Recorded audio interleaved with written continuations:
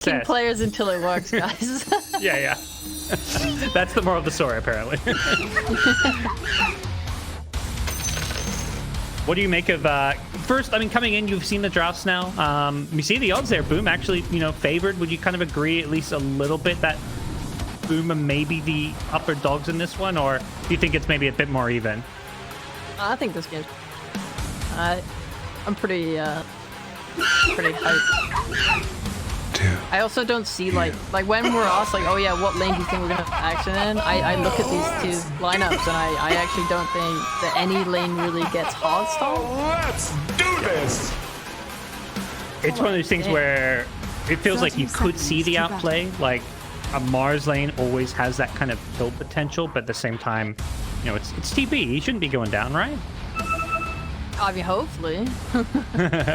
I think it's like one of the better heroes that you could have picked in this situation because Mars and Nature's Prophet, I think they're laning together. They both made like pretty much entirely do physical damage. God's Rebuke is physical. Nature's, his whole thing is harassing. The battle begins. Brienne, right? Your TB has 30, like so much armor. It's like 10 plus armor. I think if there's one hero that's going to be able to like sustain through this damage, it's probably TB. He's very susceptible to magic nuke. You don't have that. And even though it is Tim's on the Nature's Prophet, the 4 position, he is going to the safe lane. So they are going to be doing that 5 position disruptor in the off lane just because they want to really send all their magic damage at that TB. Whereas Nature's Prophet, as a support, pretty good against Mirana since you can block those arrows with Treant's potential. Yeah, this is a great lane swap. Makes entirely sense for them to do it. I think Nature's Prophet is so good at bullying offlaners as well. Yeah, you're not going to have that impact against TV, but here, it's just great. Especially because when you're playing a 4 position that's ranged like Mirana, your whole like kind of purpose is that you really want to be able to just like click the carry and make their life miserable. And Nature's is a hero that kind of fights back against that. It's like he's got a really good matchup against heroes like... They have like no real ways to get the Treant as well on those 4s, so their life is just hard. Yeah, this Nature's Prophet support, not something we see often, but it feels like could be a good game for him. Looking at some of the other lane, Cheapo, you're gonna be pretty happy. You've been, asking and begging for the Yopaj Snapfire. You finally get it. What can we expect from a Yopaj Snapfire? Yay! I'm not sure exactly how the matchup against Pap goes, because in my head, obviously, it seems hard to actually kill him because he can just dodge your cookie, he can just get away from you. You don't really have the hard lockdown for it, and they don't have anything like an instant stun like a Rubik or a Lion that like can rotate to mid and help him kill the puck. So they'll probably be kind of hoping more like Raptors level 6 before they start shutting down. So far, it's just been a lot of harass trade in the mid lane with Scatterblast being spammed out, Puck spamming his orb, and similar story in the side lanes. Like you've got a Disruptor up against Shadow Demon. They've got like triple mango, those 5 mangoes on Disruptor. They're just spamming constantly to try and bully each other out of the lane, but to no avail just yet. So doesn't look like we're going to see any of these lanes be like convincingly won. As you know, Nat was asking like which lane to look at. It feels like there's not like an obvious lane that is going to be stomped. Yeah, and I'm mostly just watching mid for now because I think it's interesting how I guess you can fake pump the animations on the Snapfire. So I actually think it's really hard, like watching it now and learning, I think it's really hard for Puck to actually be able to dodge things like Scatterblast. Because if he just keeps like faking the animation, how are you going to know when he's actually going to do it? And the spell comes out so fast when you actually release. So like yeah, I think he's eaten like at least 4 or so of them already playing, and he just keep getting down. I was even earlier on, I was thinking like he didn't even want to maybe dodge it because he was worried about a cookie as well hitting him. Oh, he baits it down the mid lane, but no, he gets the John away. There we go. As soon as phase shift goes on cooldown, he's like, I'm gonna go aggressive now. I'm gonna run it. You use phase shift, and top lane, this first blood, it's gonna be on the Disruptor. A Metamorph being committed with the Shadow Demon. Disruption to set it up and just well microed with the illusions. Really eating a bunch of damage here. A bit of a scary lane actually. Wyvern is able to rack up a few stacks on you. It's like, I'll be real, I had no idea how Shadow Demon until recently. Because I never play support, right? I was like, oh, it turns out you need like the 5 stacks, and then you do so much damage with the. Well, we're seeing it top now. He's got 4 stacks. It's not quite enough, but it's going to let the kill go to Gabbi. So Gabbi gets himself a kill in the top lane. This lane is working wonders for T1. Yeah. So if you're like me and you're stupid and you don't know anything about the support role because you're a horrible core player, when Shadow Demon gets 5 stacks of his poison on you, I believe it doubles damage or something. So if you get 5 stacks on this off lane at all, they actually max when you have meta running too. He's maxing it. He's got 2 points in the Shadow. Get 5 stacks, just assume you're dead. That's kind of, you know, I'm a dumb core player, and that's my assumption when I'm playing carry against a 4-position Shadow Demon. I'm just dead. Lane's over. Yeah. 5 poisons on me, and if it's level 2 Shadow Poison, yeah, there's no getting out. Ah, they're stealing Carl's small camp. That's kind of sad for him. Definitely winning the kind of economy battle so far in the mid lane. With this early soaring, he's just got the consistent spam against Carl's Puck, who can't really sustain himself against this, so a tough lane for him. He's going for the cookies kill. Carl is gone. Oh wow, Carl actually held onto the Jaunt. He still gets low. The burn damage over time, he survives on 50 health. Yopaj is looking for it. The Scatterblast through is not going to be enough. Nicely played by Carl. As top lane, they go in and Zephyr gets a kill onto Skem with the rotation, so T1 bring both supports to the top lane. Heads up play from Carl, man. I feel like Yopaj thought he was going to jaunt away, and he threw the cookies mid, and he just didn't jaunt. Mind game. Blah. Okay, so we're moving in towards 6 minutes now as well. One movement. Good. Gets chopped down by the Wraith King. But yeah, sorry, go ahead. This stuff actually doesn't matter. Yeah. So power run's coming up in 15 seconds. Both the supports, Zephyr, Whiteman, they got that kill top, and then instant side moving towards mid. Skem also coming mid to refill Yopaj's bottle. They're all like posing, getting ready for a little skirmish. Radiant's top rune. Tower is under attack. Well done by T1. They had control over both runes with the support migration to the mid lane. And Yopaj not having kisses, man. Didn't really want to go for a fight, but he still has a full level advantage on this Puck. So almost level and a half advantage. He just hit level 7. This Puck is level 5.5. I think a little bit concerning for Carl's game. And we'll get out of back to safety, but it does feel like we're seeing why Yopaj's Snapfire is so respected in the SEA region here. You want to be going around and making moves on the map and pressuring, because Yopaj is content to farm. Like, his timing as a Snapfire is always going to be when the kisses come off for sure, but like, you are most scared of a Snapfire when they get the like Blink shard at 20 minutes. And I think Yopaj, he likes to build the booster travel too, and then he starts to move around the map. He's just like happy farming. He's like, yeah, I'm just gonna farm. I'm gonna get my travels, and then I'm gonna start moving. I'm gonna start doing things. Puck probably feeling maybe a little bit more pressure. Bottom Cuckoo could be in some trouble. Gets Sprout blocked in with the Yopaj rotation on the Snapfire. They've still got a Scatterblast, so Cuckoo is gonna get eaten alive by the shotgun. This stuff actually doesn't matter. Nice rotation from Yopaj. Yeah. Oh, and now Yopaj is going to great on. Yeah. They were looking for more. They've got the kisses too. The bandage was used, but they're going on Gabbi. Gabbi's trying to run, but he needs a Sunder Tongue. He hasn't even leveled the Sunder yet. He jukes into the trees. One more kiss will hit him, but he's not going to go down. The magic 6 charges was just enough. Instead, they lose the Shadow Demon and possibly the Mirana as well. So a great rotation from Yopaj. Gets both supports. Fortunately for T1, they keep Gabbi alive on the Terrorblade.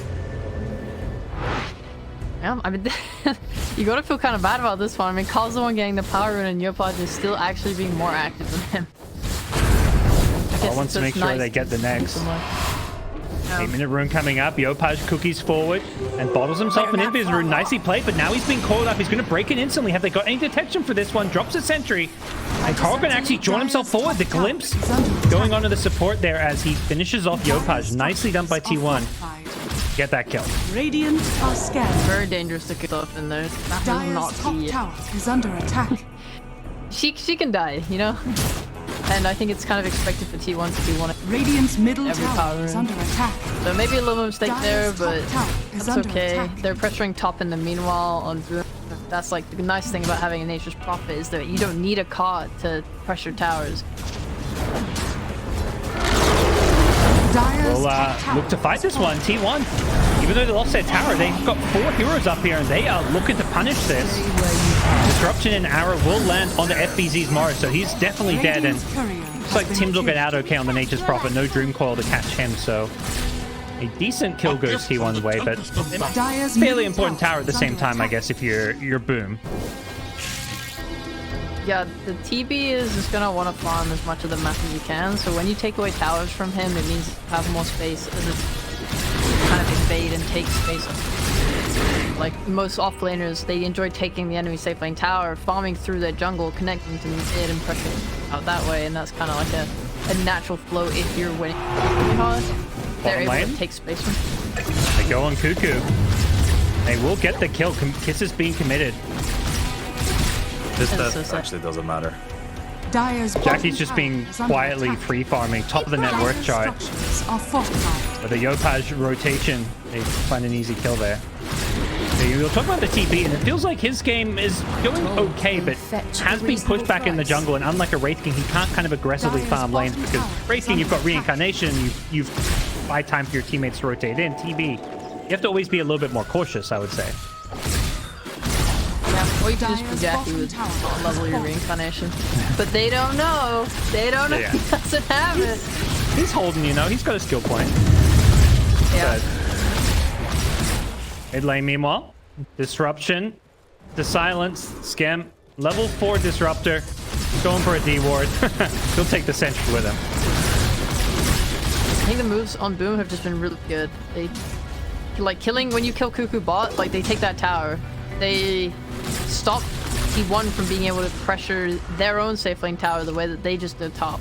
So right now they have their mid tower up, they have their bot tower up. Their map is just way more open and there's more places for them to farm safely than there is for T1 right now.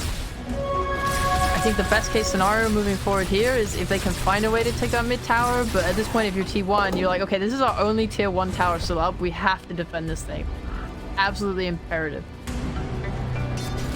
One of the things they're doing really good is keeping an eye on all the farming going on. Nature's Prophet constantly sending treants into the enemy jungle just to block camps from spawning, to scout enemy heroes, to just really keep tabs of what's happening on the map. So definitely one of the strengths of this Nature's Prophet as a support.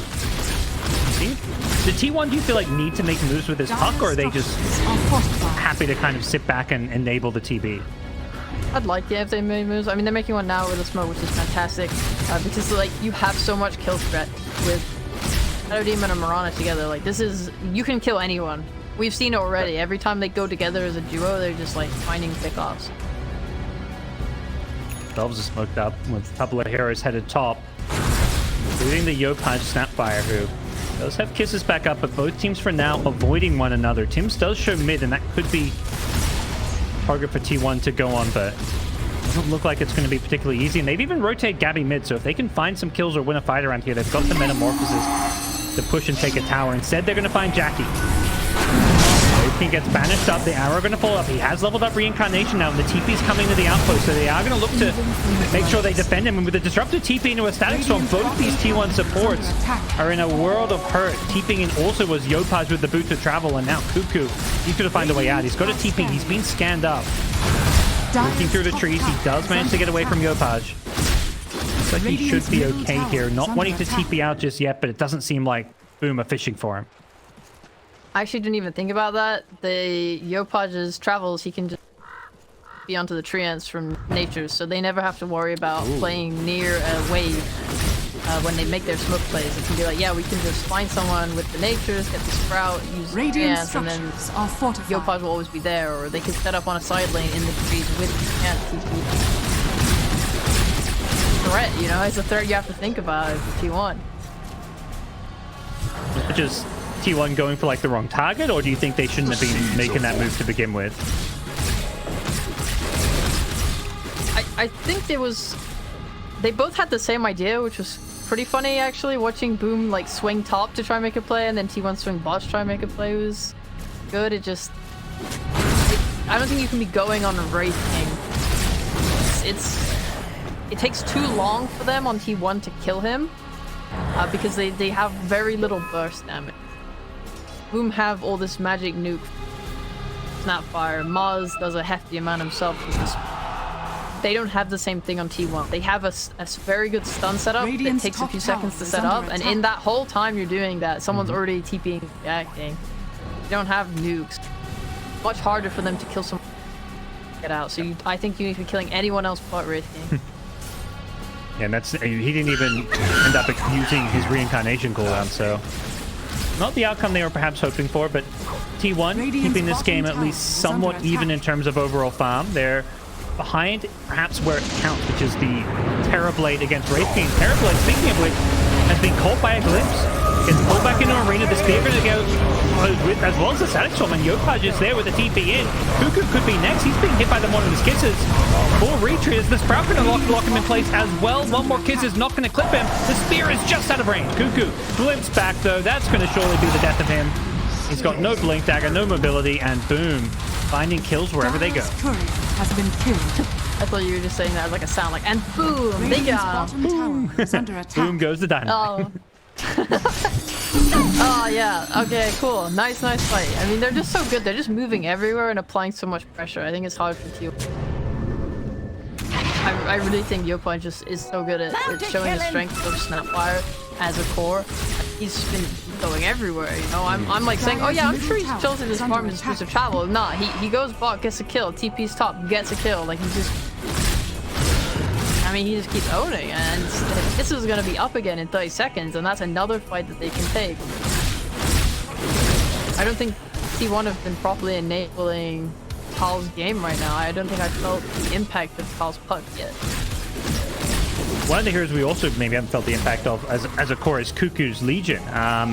You know, still trying to farm up a Blade Mail, then a Blink later on. Where do you see this Legion fitting in going forward? Does he need to be joining these smoke ganks, or is it just he needs to farm up his items? I think this is the issue that I see in the draft with the lack of burst damage, right? Is that who is killing the heroes? Snapfire alone has 1,700 health. That's a very hard duel. Wraithking, like we talked about, with Armlet, like, this hero's not dying. Oh yeah, regen rune that's being baited here. Rotating in his Zephyr on the Mirana, gets a nice double stars on the finish off Scam once more. But Yopaj is going to get himself back to safety with the blink out. They have called up FBZ now, and with the kisses raining in, this could be bad for T1 as Cuckoo charges forward the Blade Mail. Doesn't get the jewel off. Nice sprout from Tims. Bails out his buddy there, but Boom have already lost 2, and they do want to re-engage and fight here with Jackie's Wraithking having a blink dagger. They think about going forward. Cuckoo, no jewel to play around with just yet, but they may kill off Jackie once. That's the reincarnation. Will they look for another play on him? It doesn't seem like T1 have any interest. They've already got the 2 kills and made a nice work of a team fight here in the mid lane. Got the cheekiest little buff on a support as he died. You know, when you're just like, yeah, I can't duel a core. I'm just gonna settle for the support and 1 health. Radiant's bottom tower is under We're playing for the late game. I need to get whatever duel damage I can.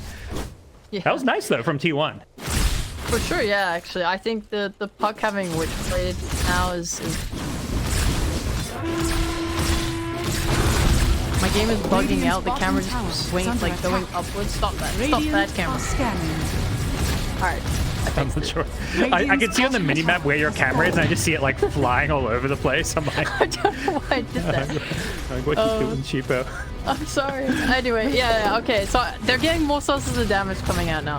Witchblade puck, Blade Mail, leaving commander. I think if she went blink, then they really struggle, but the Blade Mail actually is nice. The Shadow Demon as well.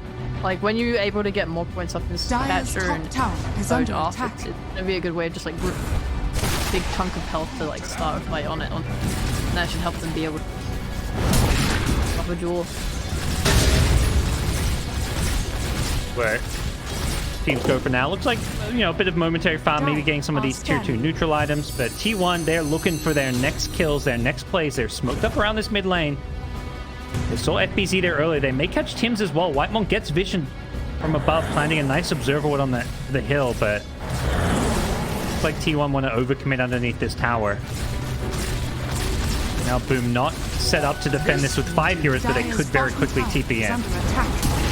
A nice play by T1. They are bringing in Gabbi to make Well done. T1, they get the blink in onto FBZ's Mars. He goes down.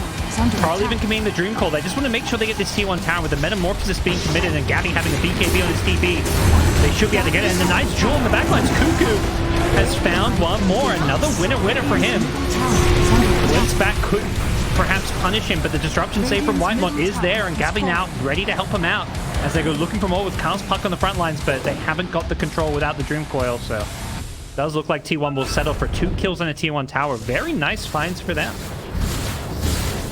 I'm respecting this. It's I'm not sure if they're just not set up properly, but like it's kind of horrible when like if puck coils someone, they do just die because there isn't really any safe.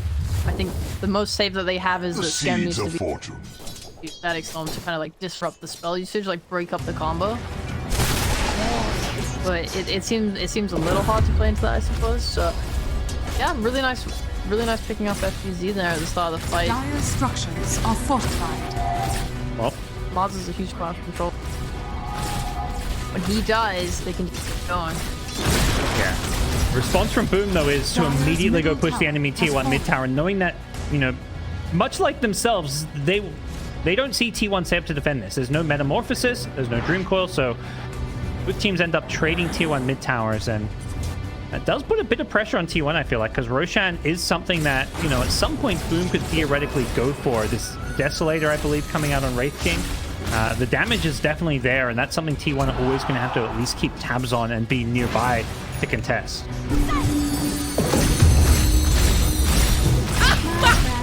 Gabbi's getting really scary now. Hugging along toward the Scotty, and he has a VK, so I don't think he should die. In a fight, swinging back to the idea of burst damage, Boom would have to get a really nice spear up on him to start a fight, and he would have to not have a Shadow Demon around to protect him. I feel like most fights he will be getting his beat. I don't know how they shot him through that. Smoked up. They thought about Roshan, but Mirana shot an arrow in there. Saw nothing coming, and instead it's Boom smoking towards the mid lane, but Jackie unable to connect with the initiation there. Gets slowed down by the reflection, so he's going to be a little bit careful. As far as these carries going, mentioned, yeah, Gabbi's getting scary. Jackie himself, both these carries kind of neck and neck. How do you feel like these two carries match up, and how does this game look as we head towards the late game? I mean, I think TV is very good against Wraith King, and well, that's a detonation off the rest of them. And it's so scary when you have not only Shadow Demon, but also Legion Commander behind him. Like, Gabbi is getting huge, and how are you gonna kill him when he can just be purged of all stuns? Like, he's guaranteed to live as long as his teammates are set up properly behind him. And I don't know if they can kill him. Shard, yeah, Legion Shard just about 1,000 gold away, so... I think if Wraith King is able to jump on top of Shadow Demon, he should die in the space of a stun. This dude is packing damage. He's got his Armor, he's got his Desolator, going for a BKB, so he can't be controlled up. He should be able to just cleave Whitemon in half if he can see him. And then if you get a good arena down onto LC, then yeah, okay, maybe Gabbi is going to be able to like use his meta and start hitting, but I think if LC and Shadow Demon are dead, his fight becomes a lot harder, and then it just becomes a game of playing on Boom. Here we go, both teams smoked up, and it's going to be the Puck who gets instantly blink, stunned, and speared. That's a dead Puck. He couldn't get the phase shift off in time, and now the kisses come raining down onto Cuckoo. 2 dead on the T1 side, right out of the pause. Boom, they strike fast, they strike hard, but they will lose the Disruptor in the process as Gabbi's Terrorblade on the front line still has a BKB to play around. Maybe looking to fight with this, but Metamorphosis was committed. He's being rooted up now. Has to BKB just to stop himself getting stunned up. And Jackie, he's got no reincarnation. He's in trouble. The TP's on top of him with a Reflector. Could be down at the low ground, but he's hard committed. Gabbi needs to find a Sun to target. He's not careful. He could be in some trouble here, but it's like he's going to just get himself out of there. Whitemon Shadow Demon getting low as Gabbi goes charging forward, gets the Sunder off to start things off on a Tim's, and the right click with the Metamorph follows it up to get the kill. Yotaj could be next if he's not careful. He met illusion runes, but still gets clipped by the arrow. Oh, Zephyr was there waiting for him and nailed him with that arrow. The sniper in the jungle, and it's T1 who come out on top. That's not good. Jackie jumped in there, but that was very, very brave. They even were playing on vision. It was their ward that was on the cliff, and that's probably what empowered him to feel confident to jump back in. But yeah, no, you get ulted up by Shadow Demon. You can't move. It's so hard. They tried to cook him down to the low ground, but it just able to just enough to go down. Take another look at the fight here with the replay. I mean, it starts so well when you kill off 2 cores instantly like that, but that really just goes to show how damn strong this Terrorblade is when you can win a fight 3 versus 5. Like, sure, a lot of those spells are on cooldown, but TB just did it all on his own with a little bit of help from like a couple of stuns here and there. And I think like getting the pick off on Puck there was nice in the way that I think T1's LC and Shadow Demon are in position, right? They're just playing towards Gabbi, which means that, you know, maybe Carl's Puck is a little bit more vulnerable. So they were able to burst him and kill him before anyone could connect. Whoa. That's a wave. So close. Close, yep. Had the reflection illusion chasing him, but luckily got the blink off first. Definitely, I think T1 on some level just, you know, they're hoping Kara can, like, fast fingers react on the phase shift there. It's very hard to do so when Wraith King has vision of you and jumps in melee range with the stun, but see both these teams now posture around this Roshan. Do you think, does either team have an edge when it comes to Roshan, or does it just come to, you know, finding a pick-off or winning a fight first before they can go into Roshan?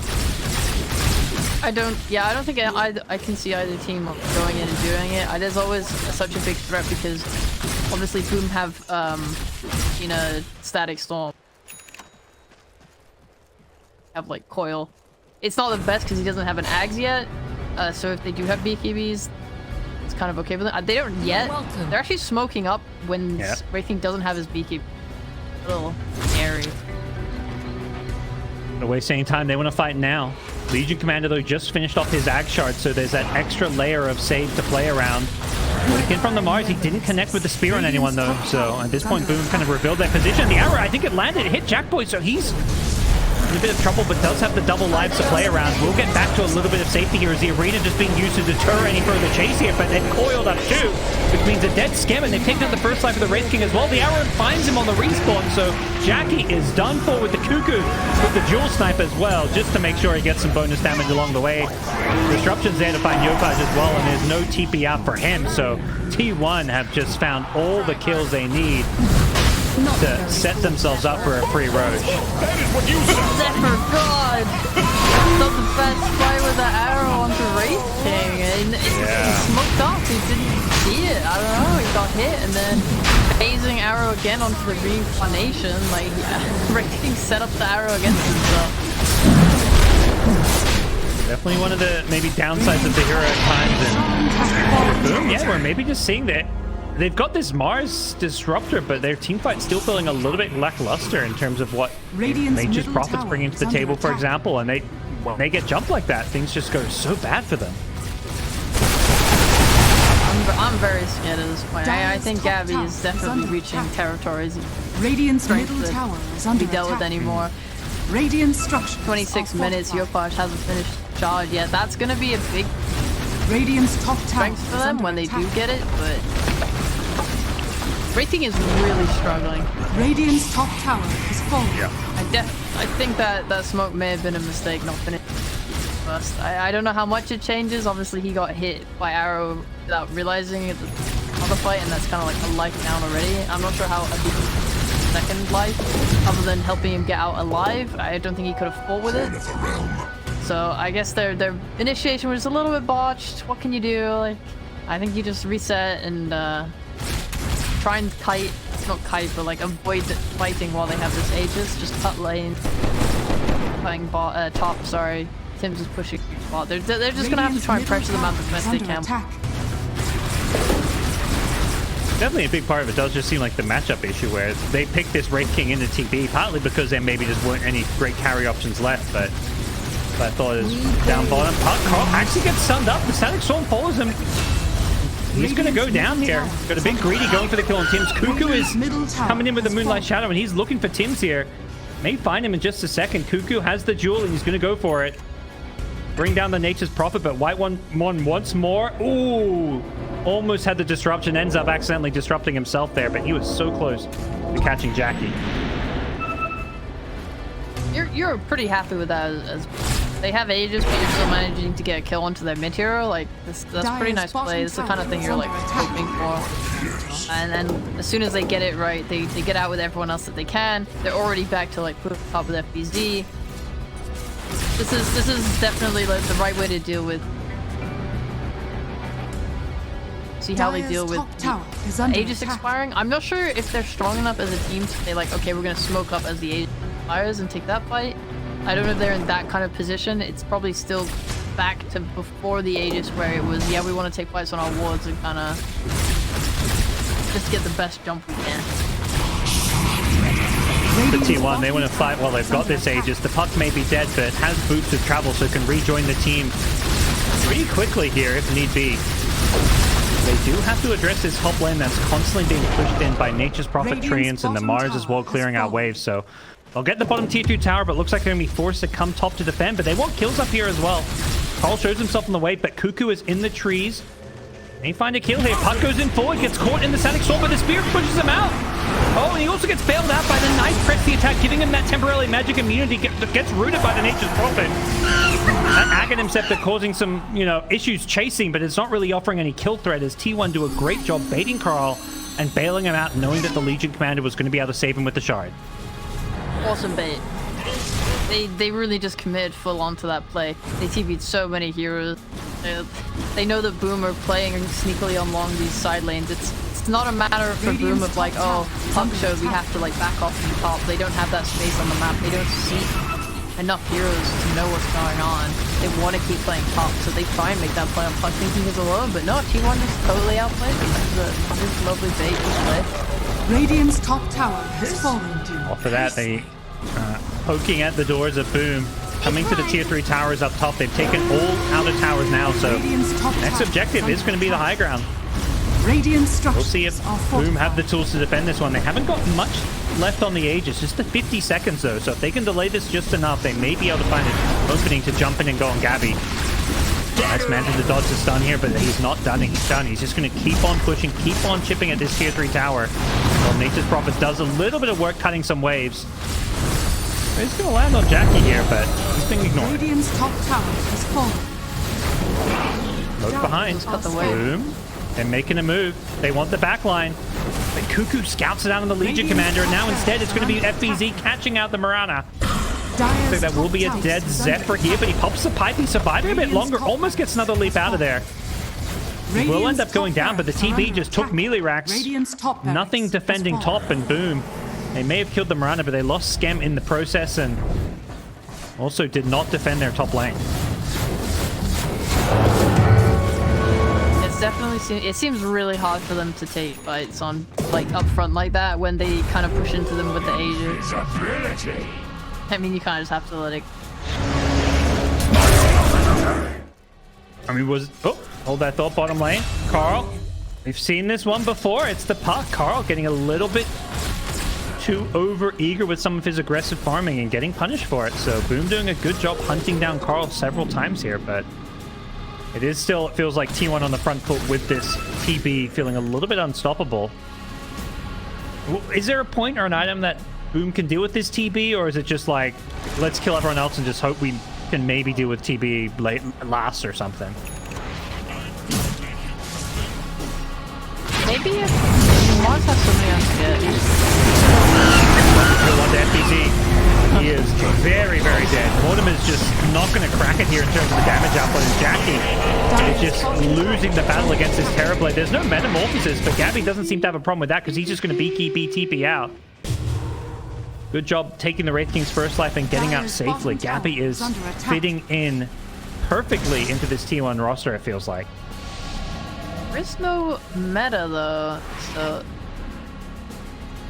you're not too worried, at least for Boa on Boom. They're just gonna spread out and keep trying to pressure the map.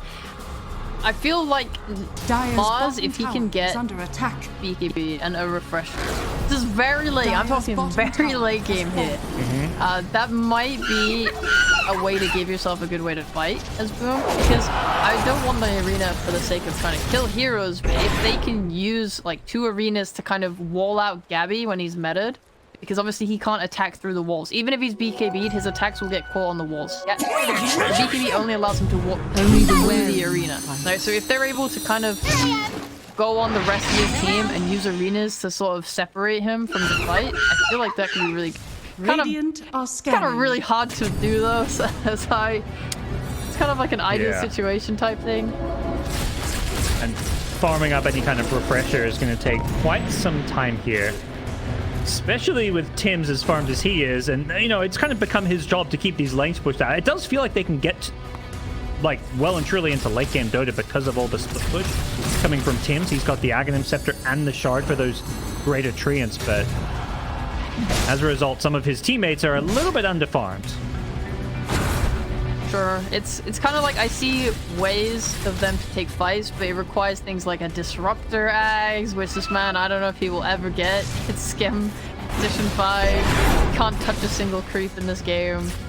Does he even have a Philosopher's Stone? He does not. His teammate does. Tim's does. Like, he's already got Axe Refresher. Like, what more do you need?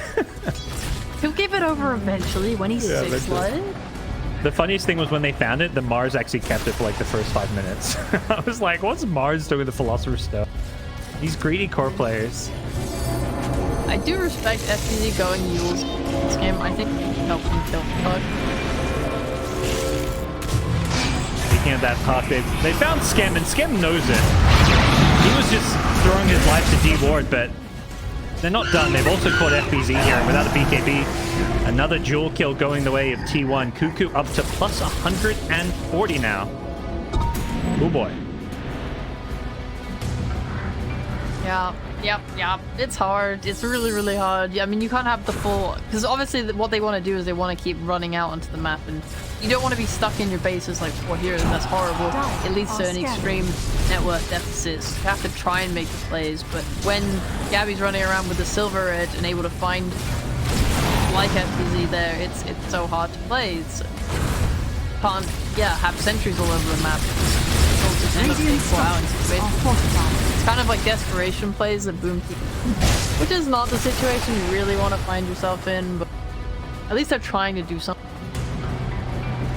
T1 poke at the high ground, then back off. They've got Roshan waiting for them if they want to go for it, so Magus and Aghanim Shard probably uncontested. It just feels like Boom is so much on the back foot.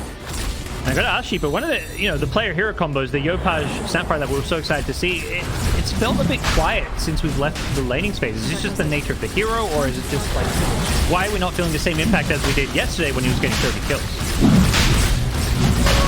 It might just be the fact that, I mean, like, they picked it seeing the mid matchup, right? I mean, the fight's about to break out. I'm kind of... Don't worry. You got some time. You got some time.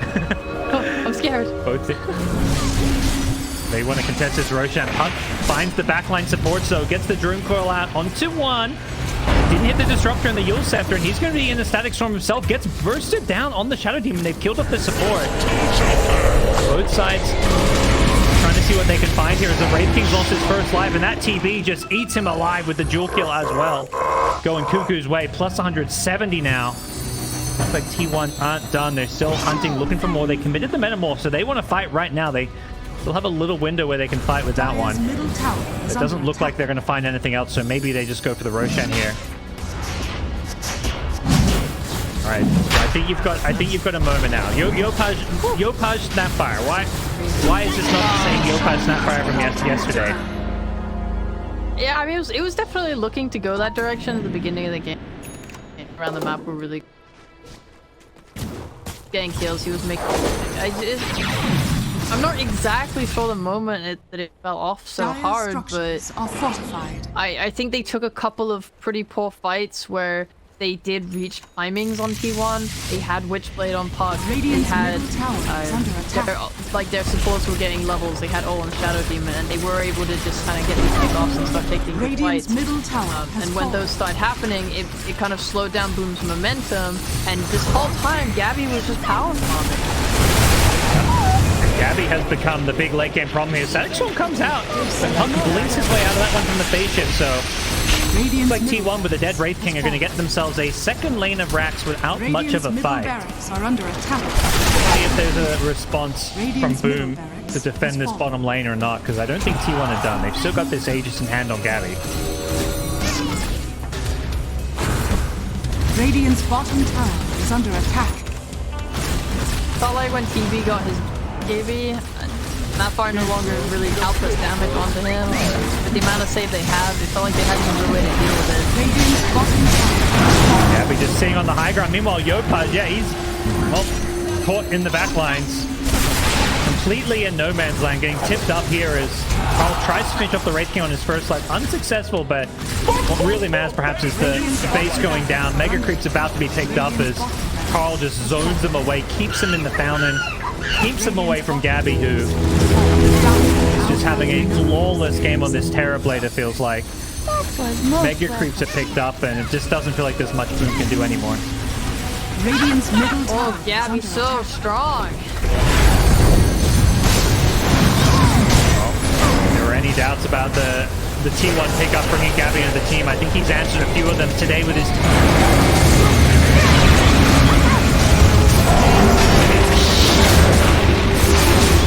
Is juking it out here in the mid lane, and Boom Esports will be bested in game number 1. They GG out of this.